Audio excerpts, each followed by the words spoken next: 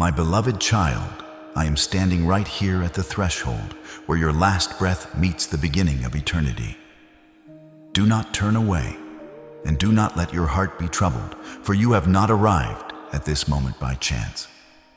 I have orchestrated every heartbeat and every alignment of the stars to bring you to this specific message today. I am the voice that whispers in the silence of your room, the presence that carries you when your legs are too heavy to walk, and the architect of the miracle you are about to witness. There is a reason your spirit felt a pull to listen to these words right now. You are standing on the edge of a divine revelation that will shatter your doubts and rebuild your hope from the ashes. Listen closely, for what I am about to reveal through the story of my daughter Tina is not just a testimony of the past. It is a blueprint for the supernatural shift I am performing in your life at this very second. Before I unveil the mysteries of the heavens and the blessing that is rushing toward you, I want you to acknowledge my presence. Do not be a silent observer of my glory. Declare your readiness to receive the impossible. Type "I am here," Lord, or 7007 in the comments right now to open the gates of heaven over your soul. By doing this, you are telling the universe that you are no longer a victim of your circumstances, but a witness to my power. I also invite you to join this family of believers. Press the like button and subscribe to this channel as a signal of your agreement with heaven. This simple act of faith protects this light from being dimmed by the shadows of this world and ensures that you remain connected to the daily bread I prepare for your spirit. Do it now, for the clock of destiny is ticking and the veil is thinning. Imagine the scene. My precious one, for I was there in every second of that silence. On February 12th, 2018, I watched as my daughter Tina Hines fell to the cold ground, her heart ceasing its rhythm, her lungs forgetting the air. For 27 long minutes, the world pronounced her gone. Doctors saw a flat line. I saw a bridge. They saw a tragedy. I saw a transformation. While her body lay still and her family wept in the agony of the unknown, I was holding her soul in the brilliance of my light. Those 27 minutes were not a void of darkness, but an immersion into the ultimate reality. I allowed her to cross the border so that she could return with a truth that would set millions free, including you. You might feel like you are in your own 27 minutes right now, a season where everything seems dead, where the machines are silent, and where hope seems to have expired. But I tell you, I am the God of the resurrection, and what looks like the end to the human eye is merely the preparation for a glorious return. Do not fear the silence or the flat lines in your life, your finances, your health, or your broken heart. Just as I kept the spark of life within Tina when all medical logic said it was impossible, I am keeping the spark of your destiny alive. The world may have written you off thinking your story has reached its final period, but I am the author, and I have only just begun a new season. Stay with me, for the message she wrote with a trembling hand upon her return is the very message I am writing upon the tablets of your heart today. It is real. Every promise I made to you in the secret places is real.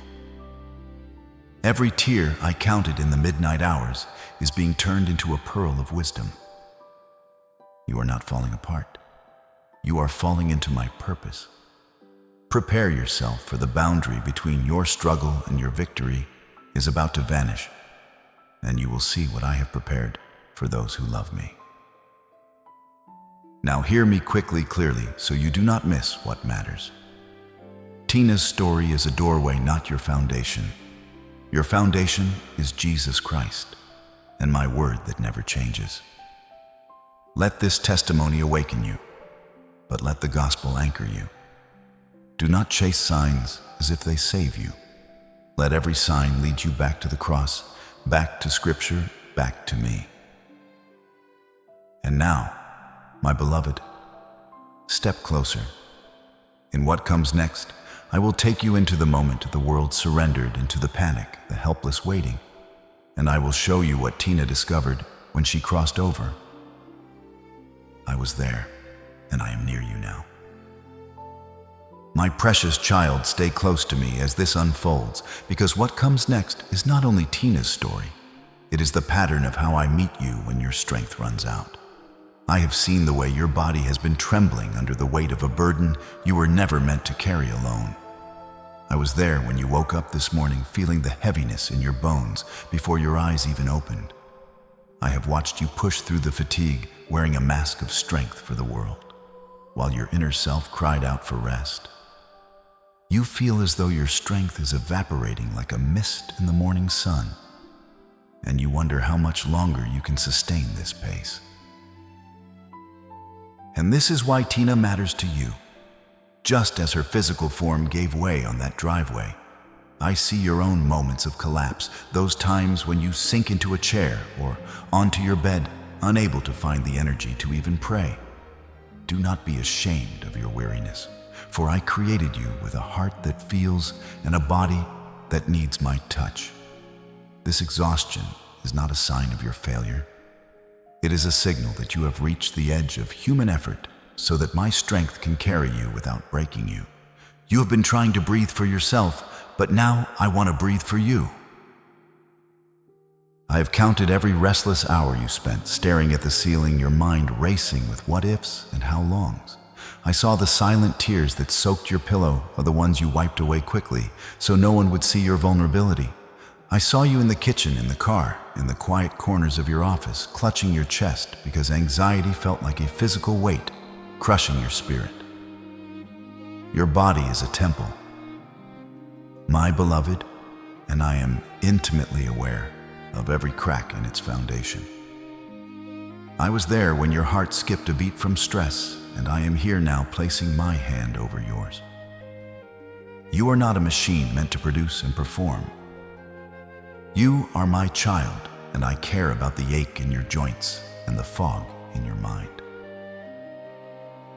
Just as I worked in the quiet spaces of Tina's medical silence, I am working in the quiet spaces of your fatigue.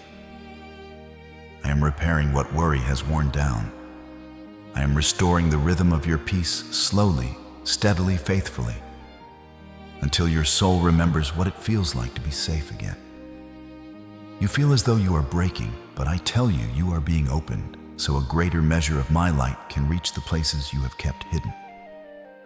The cracks in your vessel are not flaws. They are entry points for my glory. Do not look at your tired eyes in the mirror and see a victim. See a warrior who has endured the heat of the battle and is now being led to quiet waters. I am your great physician, and I am prescribing a rest that no sleep can provide, a rest for your spirit, a rest for your thoughts, a rest for the part of you that has been bracing for impact every single day.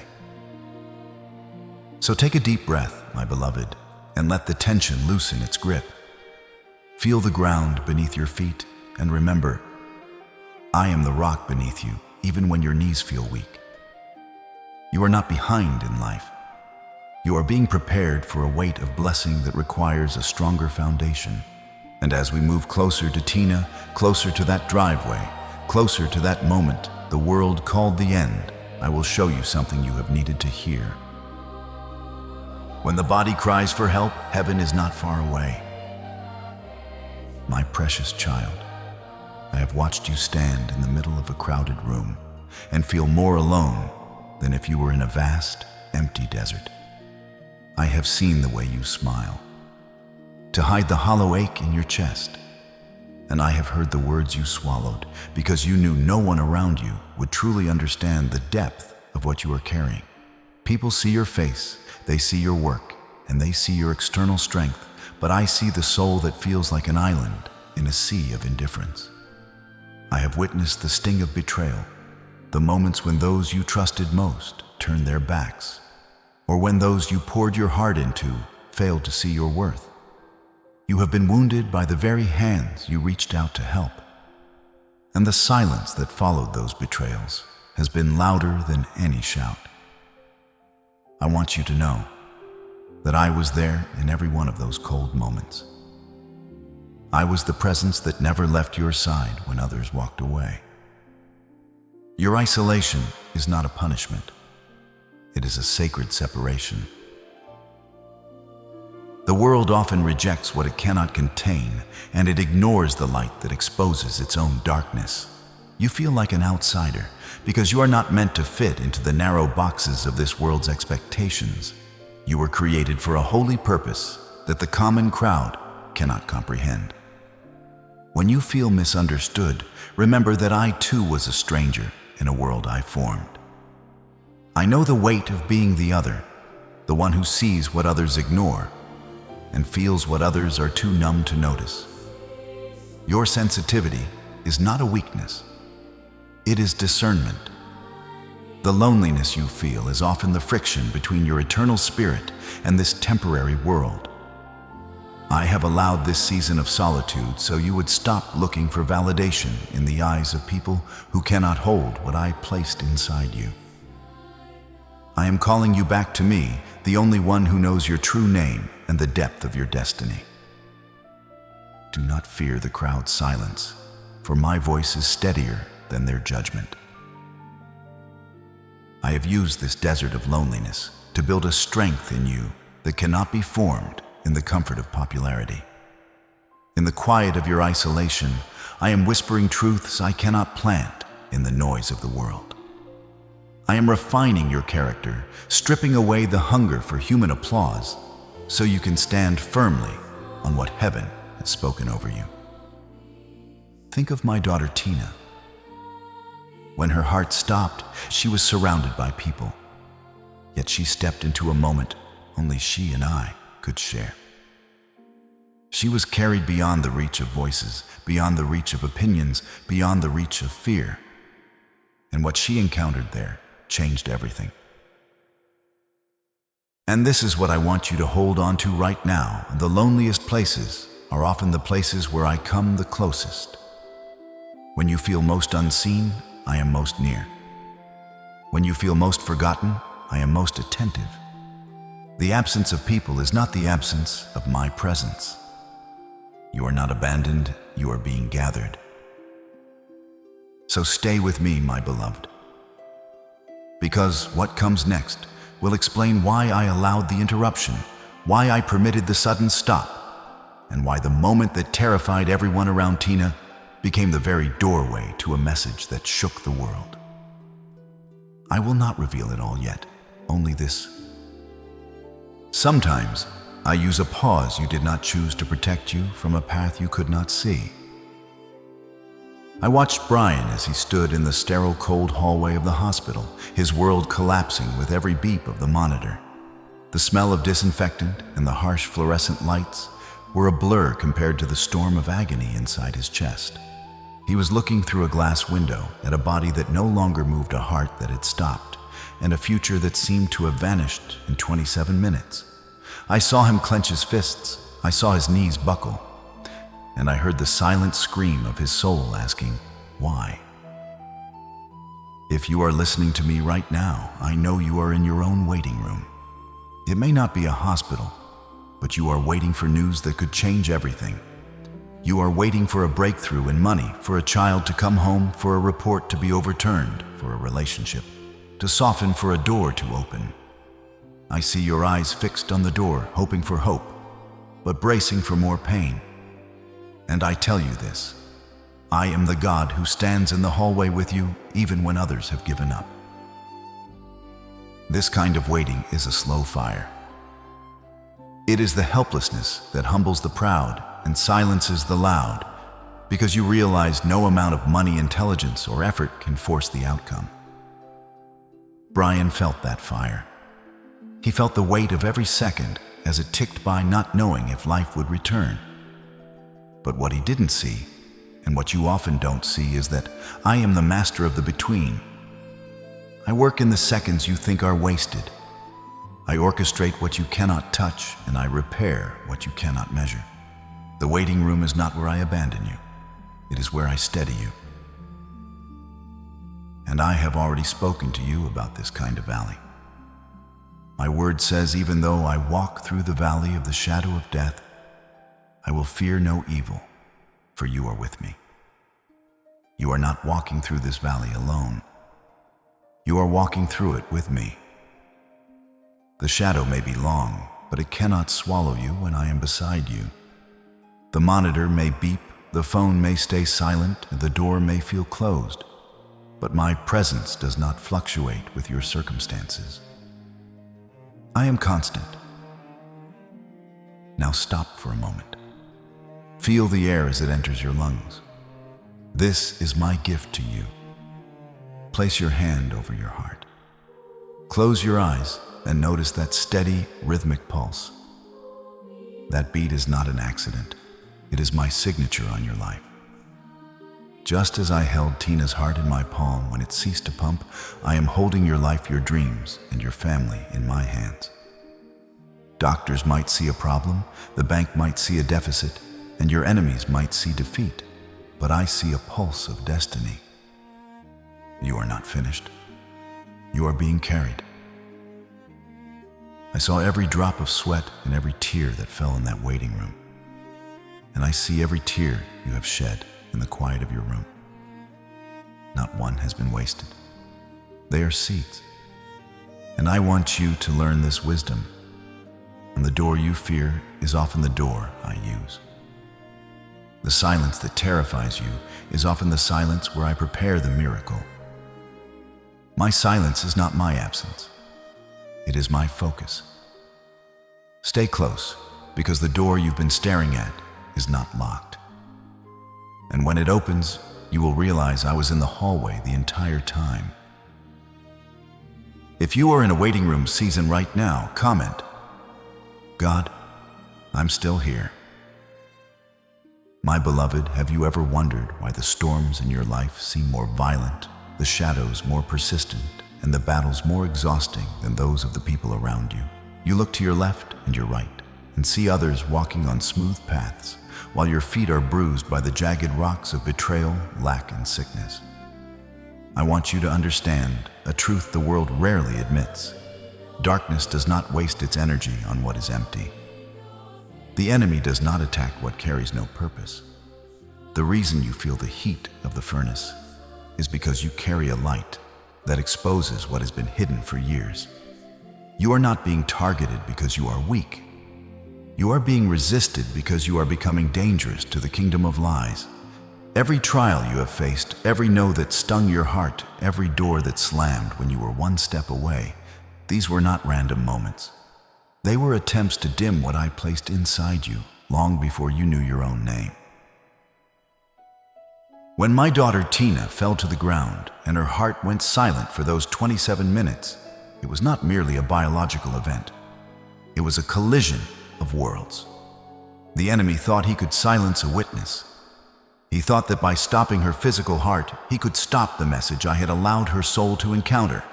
But what he intended for destruction, I used as a bridge so the world could see that I am not limited by medical logic, time, or fear.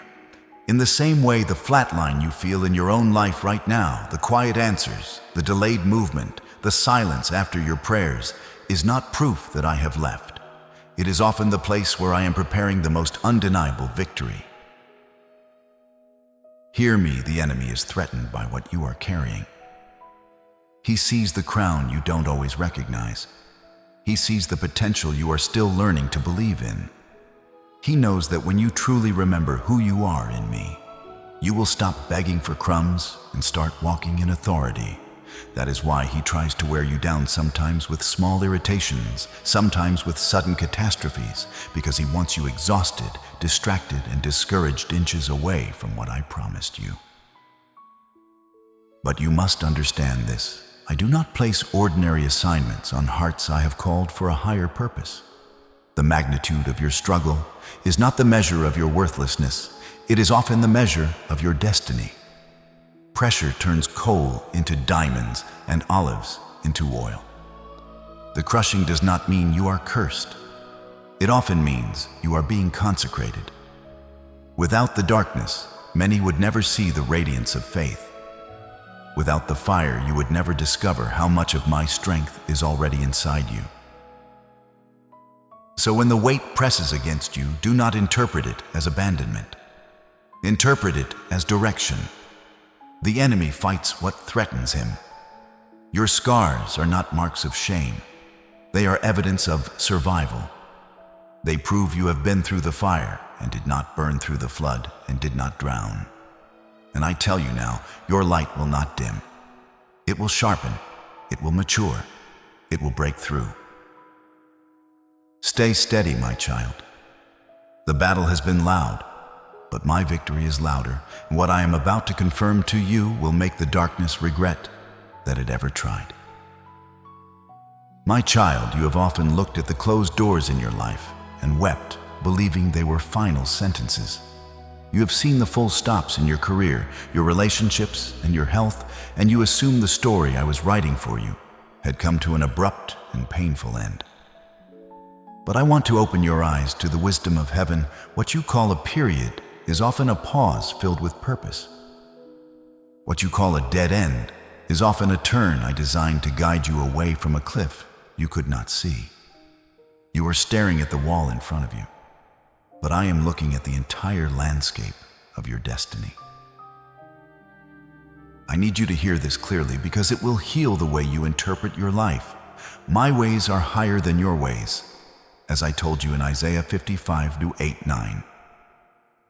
You cannot measure my plan with your human mind. My ways rise higher than yours. You have been trying to judge an eternal plan with a momentary lens. You call it too late, but I call it not yet. You call it ruined, but I call it protected. You call it lost, but I call it redirected.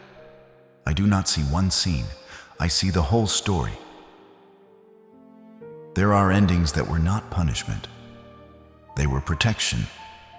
There were no's that were not rejection. They were mercy. There were doors that looked like opportunity, but hid a trap. And because I love you, I closed what you begged me to open. I stopped what you tried to force. Not because I am withholding goodness, but because I refuse to let impatience lead you into harm that would cost you years to heal. Timing is not a small detail. Timing is the container that keeps a blessing from becoming a burden. If I give you what you want too early, it can crush you. If I open a door before your inner structure is fortified, what should have expanded, you can consume you. Think again of Tina's 27 minutes. To the medical world, those minutes were a full stop, a final cold conclusion. But to me, they were a sacred pause, a divinely guarded space. In that pause, I was doing what could not be done in noise. I was working where human hands could not reach. Your full stops work the same way. When everything goes quiet and you have no control, that is often when I am doing my deepest work, rearranging what cannot be rearranged by human effort, removing what would have ruined you, and preparing what will finally heal you. Some losses were deliverances you did not recognize at first. Some goodbyes were rescue wrapped in grief. Some delays were shields. And my silence was never abandonment. It was attention. When a surgeon is working on what is delicate, the room becomes quiet, not because nothing is happening, but because everything is happening. I am attending to details you cannot yet understand. So do not confuse stillness with absence. You are not stuck, you are being positioned. You are not being punished, you are being protected. You are not at the end, you are in the pause that prevents a worse ending. And soon, when the timing is mature and your spirit is strengthened, you will look back and say, "Now I see why that door did not open." When my daughter Tina opened her eyes in that hospital bed, she was still caught between two worlds. The tubes in her throat silenced her voice, but the fire in her spirit could not be contained. She did not ask for water. She did not ask for her family. She gestured desperately for a pen and a piece of paper. With a hand that still carried the chill of that threshold, she scrawled 3 words that would echo far beyond that room. It's real. Those jagged, barely legible letters were not only for the people standing beside her bed. They were a whisper from my heart to yours. Because I know what you have been wondering in the quiet places, if I hear you, if you matter. If these stories are only myths people repeat to comfort themselves, if the peace you sometimes feel is only your imagination trying to survive. So I answer you simply the way heaven answers doubt when it has had enough of tormenting you. It is real. My love for you is real. My presence is real. My kingdom is real. And what I am preparing to unfold in your life is more real than the floor beneath your feet. What was it to Tina? It was the brilliance of my presence. The kind of light that does not come from a bulb or a sun. The kind of peace that does not depend on circumstances. It was the moment your world calls impossible becoming ordinary in my hands. It was the awareness that what you see is not all there is, that the spiritual realm is not a fantasy, it is the foundation. And when you begin to understand this, something inside you starts to loosen, fear loses its grip, worry stops sounding like wisdom, and despair no longer feels inevitable. You have been looking at your problems through the lens of fear, which makes your giants look larger and my hand look smaller. But truth is here to reorder your sight. The trials you face are real, yes, but my grace is more real. The pain is real, but my healing is more real. The delay is real, but my timing is more real. And the enemy has used what is real to convince you that it is final. Yet I tell you, reality is not the same as permanence. Some things are real, but they are not meant to remain. It's real also means my promises are not maybe. They are yes and amen. When I told you I would never leave you nor forsake you, I meant it. When I promised to provide what you need, I was not speaking in poetry, I was speaking covenant. That is why you have felt that strange rushing in your spirit lately, that subtle sense that something is shifting behind the curtain. Your soul can feel when truth is approaching. The enemy has tried to keep you chained to a lie, telling you that you are worthless, that you are stuck, that your best days are behind you, that you missed your moment. But I am the truth, and I am rewriting what you believed about yourself. I say you are my workmanship. I say you are not forgotten. I say you are not late. I say what I have started in you, I will bring to completion. And hear this, my beloved. The trembling hand that wrote, "It's real," was not the source of the message. It was only the instrument. The same hand that steadied her is steadying you right now. Quietly, firmly, until you can breathe again, until you can hope again, until you can stand again and say it with your own life. It's real. My precious child, many in this world build their lives on shifting sands, emotion, popularity, temporary wealth, with the approval of people who change their minds with the weather. They feel strong when the sun is shining and the account is full. But the moment adversity howls, their inner structure begins to crack. I do not want this for you. I am calling you to build your life upon the only foundation that cannot be moved. The only rock that remains steady when the earth beneath you shakes. That rock is not a trend, not a feeling, not a lucky season. That rock is Jesus Christ, my Son, my word, my character, and my unchanging love. When you base your identity on what I say about you rather than what the world thinks of you, you become unshakable. You are not defined by your mistakes, your bank balance, or your past failures. You are defined by the fact that I have called you by name and claimed you as my own. This is where your peace begins, not in perfect circumstances, but in a perfect foundation. Storms are inevitable, my beloved. I never promised the rain would not fall or the floods would not rise. But I did promise that what is built on the rock will stand. And understand this, The storm does not only come to threaten you, it comes to reveal what was never meant to hold you. The wind exposes weak supports. The shaking reveals what is hollow. The pressure shows you what is real. Think again of Tina. In a single moment, everything looked like collapse machines, alarms, fear, voices, helplessness. Yet beneath that chaos was something stronger than the chaos, the steady, unseen reality of my presence. The world measured her situation by a monitor. I measured it by my purpose.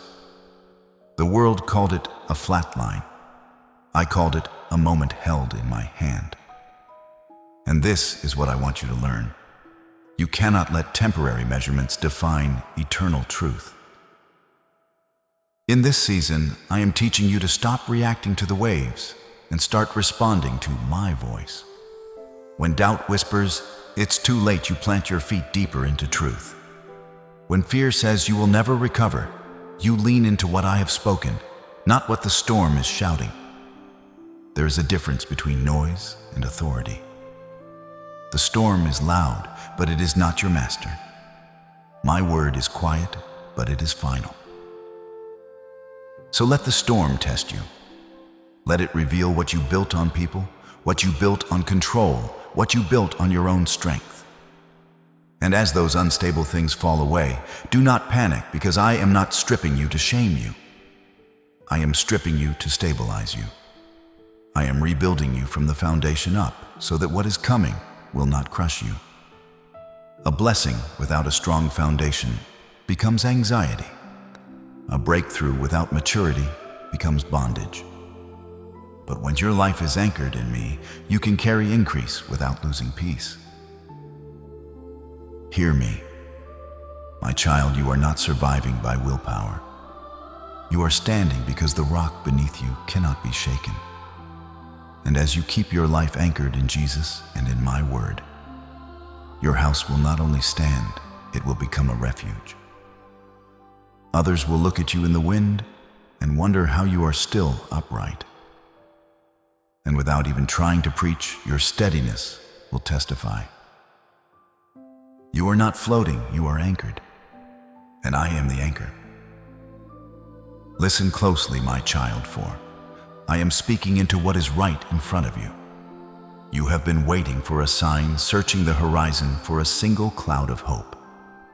And I am here to tell you that the wait is coming to an end. In the coming days, I am initiating a series of events that will cause the walls that have blocked your path to crumble. Not because you finally earned it, and not because the enemy suddenly grew tired, but because the time has matured. And what I promised has reached the hour where it must be fulfilled. You have been staring at those walls for so long that you began to believe they were permanent. You learned to decorate them with explanations. You learned to call them reality. You learned to shrink your dreams to fit inside them. But I tell you, some walls are not there to define you. They are there to expose what has been defining you. They reveal where you trusted your own strength. They reveal where you leaned on people more than you leaned on me. They reveal the hidden agreements you made with fear, agreements you didn't even know you signed. And I have not allowed you to face them so you would be humiliated. I have allowed you to face them so you would be delivered. Just as I brought Tina back from the silence of death in 27 minutes. I am breathing on the places you thought were finished, reviving hope where you only saw endings. This is not a coincidence. It is an appointment already written into your story. I have seen the way you have circled your Jericho, your mountain of debt, your valley of sickness, your fortress of loneliness, and I am telling you that the season of circling is ending. Circling was not wasted time. Circling was training. Circling was the building of endurance. Circling was the quiet forming of faith that does not panic when nothing changes, faith that still walks when nothing makes sense. Faith that keeps obeying without applause. The walls you faced were not only obstacles, they were instructors. They taught you how to keep moving while your emotions begged you to stop. But hear me now, there is a moment when instruction becomes intervention. There is a moment when preparation becomes release. There is a moment when the same wall that taught you patience will become the stage where I display my power. And that moment is drawing near. The ground is already beginning to tremble beneath what has opposed you. Not always with dramatic noise, but with unseen movement, shifts in hearts, changes in timing, rearrangements, in conversations you never heard, decisions being made in rooms you've never entered. You think you are waiting on a door. Often a door is waiting on a key I am shaping inside you.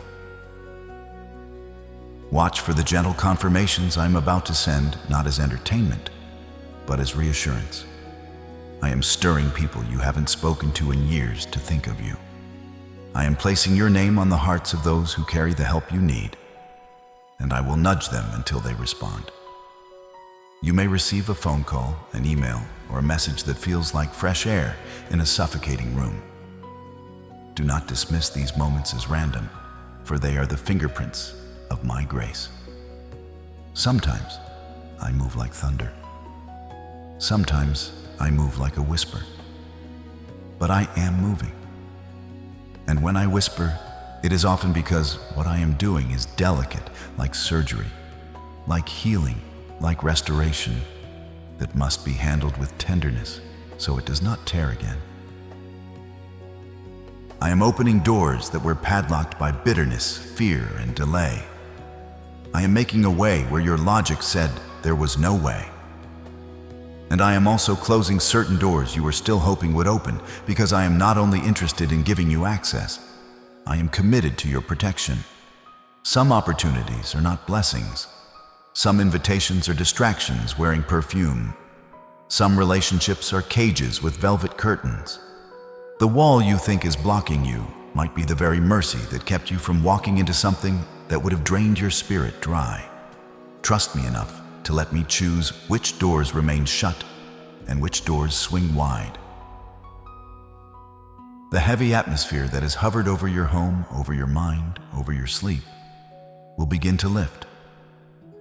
Not only because circumstances change, but because the spiritual weight of hopelessness is being confronted. I am teaching you to recognize the difference between pressure and oppression. Pressure can be a furnace that refines you. Oppression is a fog meant to suffocate you. And I am breaking the fog. I am clearing the air. I am returning clarity to your thoughts and steadiness to your breath. Peace is not merely a feeling. It is a government. When my peace comes in, it brings order. It brings boundaries. It brings discernment. It brings the ability to say no without guilt and yes without fear. Remember, I am the God of breakthrough. I do not only crack doors, I change the entire room you are standing in. I do not only help you survive storms, I teach you how to keep your eyes on me while the wind is loud. The pressure you have been feeling is not proof that you are failing. It is often the sign that something is shifting. The enemy makes the noise loudest right before he loses his grip, because he wants you to interpret the shaking as danger instead of deliverance. But the shaking is not to destroy what is built on the rock. The shaking is to remove what was never meant to hold you. So do not stare at the rubble of your past with mourning in your eyes. Look at the space I am clearing with expectation in your spirit. I am not emptying you to punish you. I am emptying you to fill you. I am not removing things because I am angry. I am removing them because I am making room for what is clean, what is stable, what is lasting. These days ahead are sacred. Treat them with reverence. Keep your words clean. Do not feed despair with your tongue. Do not rehearse defeat like it is prophecy. Speak life over your mind. Speak patience over your process. Speak trust over your timing. And if you feel weak, do Do not pretend you are strong. Rest. Rest is not quitting. Rest is trusting. Let your nervous system learn a new language. Let your heart learn that it is safe to hope again. Let your spirit unclench. Because I am doing a work that will not only change what happens around you, it will change what happens inside you. When you step out of this season, you will not recognize the person who entered it. Not because you became harder, but because you became steadier. Not because you learned to control everything, but because you learned to surrender without fear. Keep your heart clean and your mind quiet. The change is already moving toward you. My child, look at the miracle of my daughter Tina and understand what I am able to do in the places you think are most fragile. Science says that after only a few minutes without oxygen, the human brain begins to suffer, cells begin to fail, and the mind can become a shadow of what it once was. Yet after 27 minutes of silence, Tina woke with a mind clear, steady, and whole. No deficit, no damage, no decay. I am showing you this because I am not guessing about your mind. I designed it. I formed every neuron, every pathway, every hidden architecture of memory and meaning. I am the great restorer of the mind, and I do not lose what I make. And I see you, my beloved, because many of you feel as though your mental oxygen has been cut off, not by a medical crisis, but by a slow suffocation anxiety that never turns off, trauma that keeps replaying stress, that keeps tightening like a fist around your thoughts. You feel forgetful, scattered, easily overwhelmed. You start a task and forget why you began. You enter a room and lose your purpose. You read words and they don't land. You look at your life and it feels like a fog has settled over your destiny. And you have begun to fear that this is just who you are now. But hear me, this fog is not your identity. It is a symptom. It is not the core of you. It is the weight you have been carrying. And I am moving right now, not only to comfort you, but to restore you. I am breathing life into the parts of you that have been numbed by pain. I am clearing the pathways of your thoughts so you can see with divine clarity again. I am teaching your nervous system what safety feels like. I am quieting the inner alarms that have been screaming for so long that you mistook them for your personality. I saw the nights you spent overthinking, replaying every conversation, every mistake, every what if, until your mind felt like a frayed wire sparking in the dark. I saw the way you carried shame like a backpack of stones, and how the enemy used that weight to slow your steps and cloud your sight. But I am reaching into the deeper places, the subconscious rooms you rarely speak about, and I am breaking the loop. I am erasing the old recordings. You're not enough. You're too late. You always fail. Those are not prophecies. They are parasites. They feed on your attention and drain your strength. And I am cutting them off at the root. This is how restoration often begins, not with fireworks, but with quiet order. You will notice that the same triggers that used to hijack your peace suddenly feel weaker. The panic that once rose like a wave will begin to break sooner, as if it can no longer find the same foothold.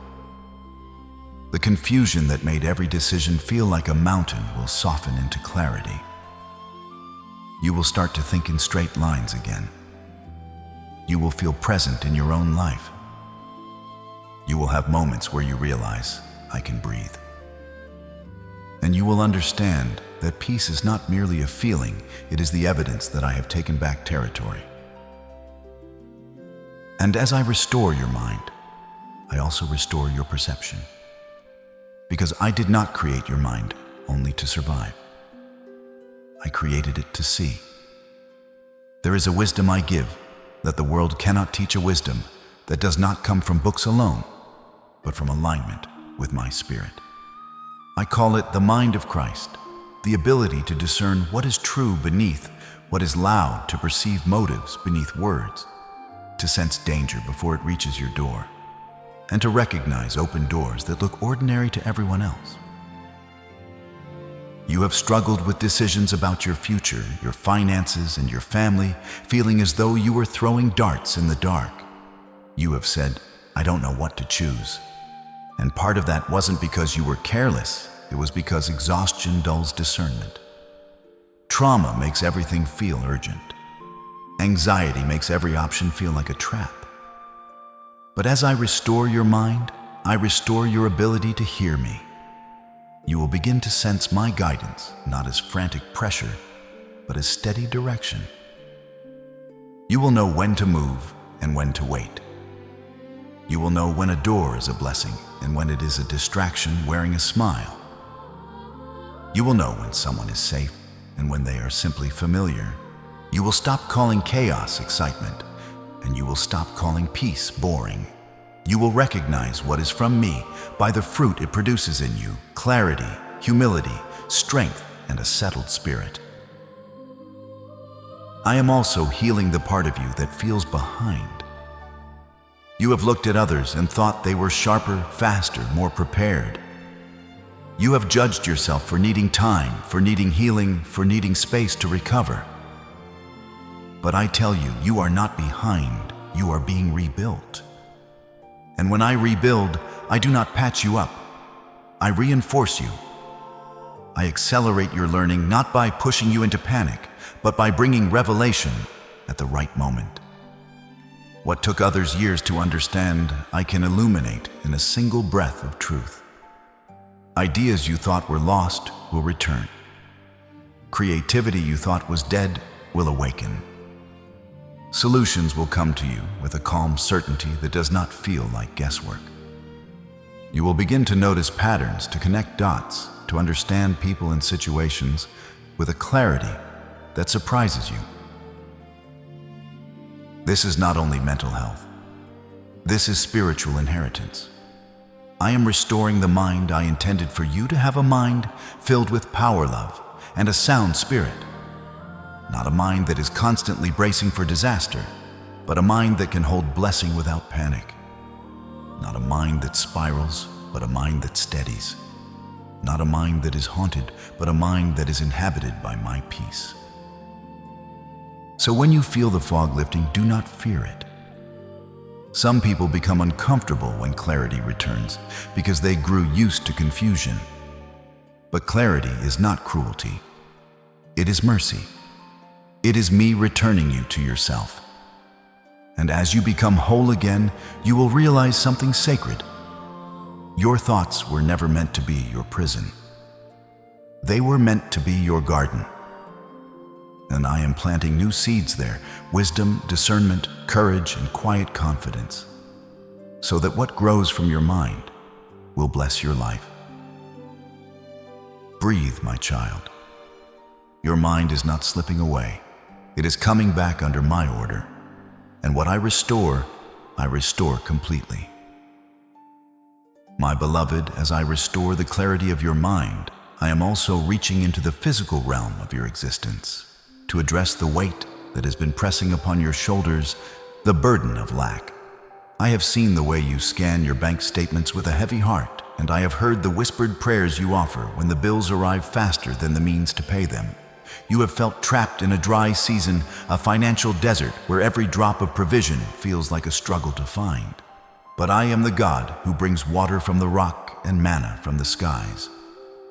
I am the owner of the cattle on 1,000 hills, and the gold and silver of the earth are mine to distribute. I did not create you to live in a perpetual state of barely enough. I created you to live with dignity, with stability, and with peace that is not held hostage by a number on a screen. But hear me clearly, my child, because this is wisdom, not fantasy. I am not promising you a life without responsibility. I am promising you a life without bondage. There is a difference. Responsibility is healthy. Bondage is a chain.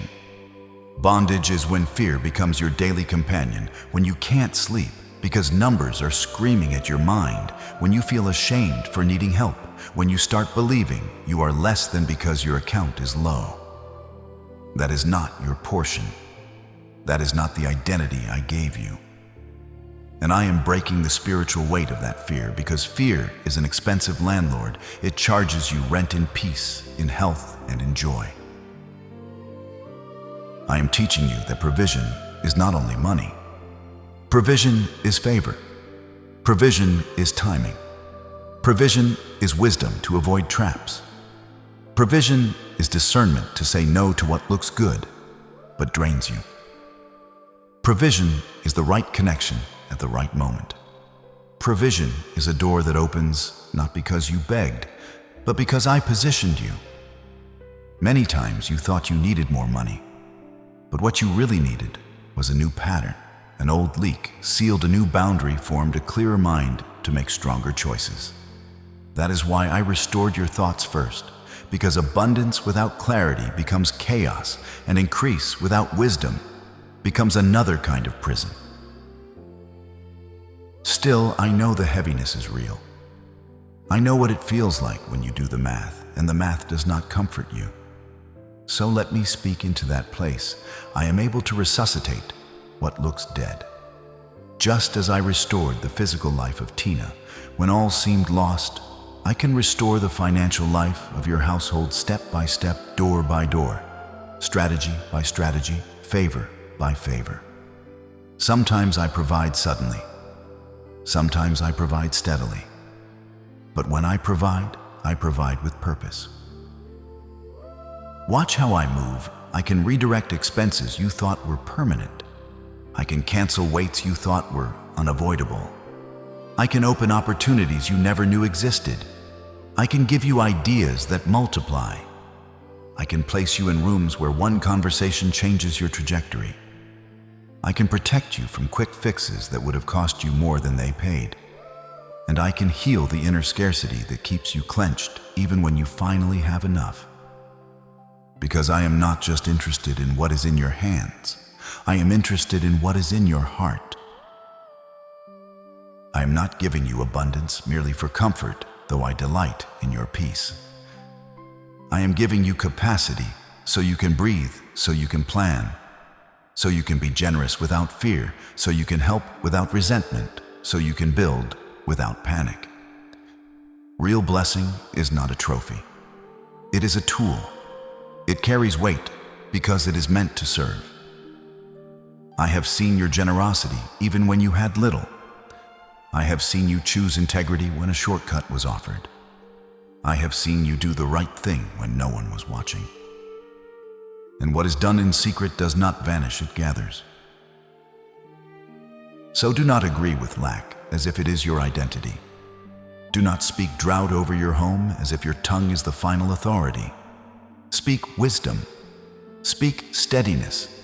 Speak hope that is anchored, not naive. And as you do, you will notice something shifting. The atmosphere around your finances will change. Not only because numbers change, but because fear loses its throne. Peace will return first. Clarity will return first. And from that clarity, I will guide you into provision that does not destroy you, but strengthens you. You will not always recognize my help as money falling from the sky. Often it will arrive as direction that saves you, as discernment that protects you, as favor that positions you, as strength that keeps you stable while you rebuild. And when you look back, you will realize that I did not only pay bills, I healed the part of you that was living under the whip of worry. I am making you fireproof in the furnace of this economy. While others tremble at the news, you will learn to stand on something deeper than headlines. And as this burden lifts, as peace returns to your sleep, another place will begin to soften, because I do not restore in one area and leave the others bleeding. When the weight of lack starts to loosen, the heart becomes more gentle. The mind becomes less defensive. And that is when I move into what money cannot buy: the healing of relationships. My child, I have walked through the silent ruins of your broken relationships. I have sat with you at the table, where an empty chair holds more emotion than words can carry. I have seen the messages you typed but never sent, and the ones you received that cut deeper than any blade. I know the sting of being misunderstood by the ones who were supposed to know you best, and the hollow ache that comes when a once vibrant connection turns to cold silence. You have wondered if the walls between you and those you love have become too thick to ever crumble. But I am the God of reconciliation.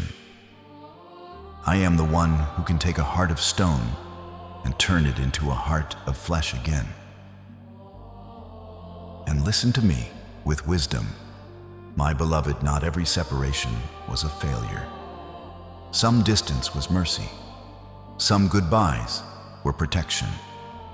I removed people who would have hindered the work I am doing in you, because I will not allow your future to be built by hands that secretly resent your growth. There are connections you begged me to restore that would have reopened wounds I was trying to heal. Sometimes the most loving answer I give is the door I do not reopen. But for those who are truly part of your destiny, those tied to you by covenant, by calling, by family, by purpose, I am able to do what pride refuses to do. I can soften what has been hardened. I can melt what has become frozen.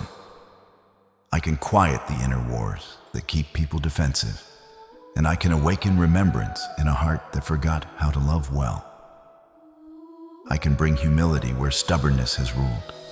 I can bring courage where fear has kept mouths closed. I have seen you cry in the night, asking why the ones you poured your life into turned their backs.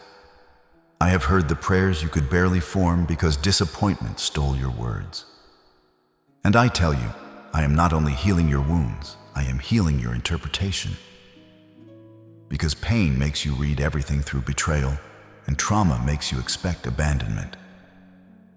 But I am teaching you discernment, even in love, how to forgive without reopening every door, how to be tender without being unwise, how to hope without losing boundaries, Forgiveness is not weakness. It is strength with restraint. It does not deny what happened. It releases the poison so it no longer lives inside you. It is not saying what you did was fine. It is saying what you did will not own my future. When you release the debt you think others owe you, you are not letting them off the hook. You are letting yourself out of the prison. And as you are freed, you become clearer. You stop reacting from pain and start responding from peace. You stop begging to be chosen and start living from the fact that you already are. Now, I am not calling you to chase people who refuse to change. I am not calling you to rescue those who keep injuring you. I am calling you to become whole so you can recognize what is safe, what is sincere, and what is ready. And in that wholeness, you will begin to witness shifts. You could not force a softened tone, a message that arrives without manipulation, a conversation that ends without shouting, an apology that does not defend itself, a willingness to understand instead of win. Sometimes reconciliation happens in an instant. Sometimes it is a slow rebuilding of trust, brick by brick. But I am the God who rebuilds. Just as Tina's family stood in a new awe of life after her 27 minutes of silence, I can bring a deeper maturity into the relationships that survive the fire. The fire burns away the superficial, leaving what is real. It reveals what was performative and what was covenant. It exposes what was convenience and what was love. And if a relationship returns, it will not return to the old version. It will return with new boundaries, new honor, new depth, like gold refined, not paper repaired. I am not only fixing what was broken, I am creating something stronger than what existed before. I am untangling knots you thought were permanent. I am teaching you how to speak truth without cruelty, how to listen without self-betrayal, how to love without losing yourself. And I am reminding you of this. You were not created to carry love alone. You were created to give and receive, to be held and to hold, to belong without fear. So rest, my child. Let the healing begin where it truly starts in the heart. Because as your heart becomes softer and wiser, your whole life becomes safer. And when relationships start to mend, when peace returns to your home, when laughter returns to your table, you will realize that I did not only restore what you lost, I restored what you became. My child, look at the transformation of my daughter Tina, and let it expand the horizons of your imagination. She did not merely return from the silence of 27 minutes to live a life of fragile recovery or quiet limitation. She did not spend her days sitting in a chair haunted by the shadows of what she had endured. Instead, she laced up her running shoes and she ran a marathon. I am showing you this because I want to shatter the small box you have placed your future in.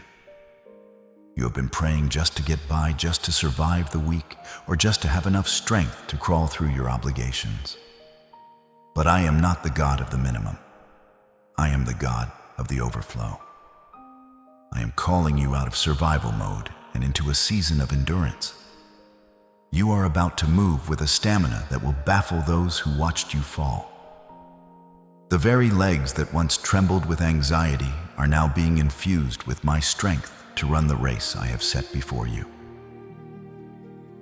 You are not just becoming, you are being built for a distance you never thought you could cover. I know the plans I have for you, plans to prosper you and not to harm you, plans to give you a hope and a future. The pain you endured in your hidden season was not wasted. It was training. Every mile of hardship increased your capacity to carry what is coming. You think you are tired, but I am the one who renews the strength of the weary. I am putting a fresh wind at your back. Where you used to fight for a single inch, you will begin to move with grace. This is the moment where suffering becomes endurance, endurance becomes character, and character becomes hope that does not disappoint. I have seen you watching from the sidelines, feeling as though life passed you by while you were stuck in the hospital room of your circumstances. You felt like you lost your place in the race, but I tell you, you are not late. You are exactly on time for the new level of your destiny. I am the God of the second wind. Just when the world thinks you are out of breath and finished, I breathe my own ruach into your spirit.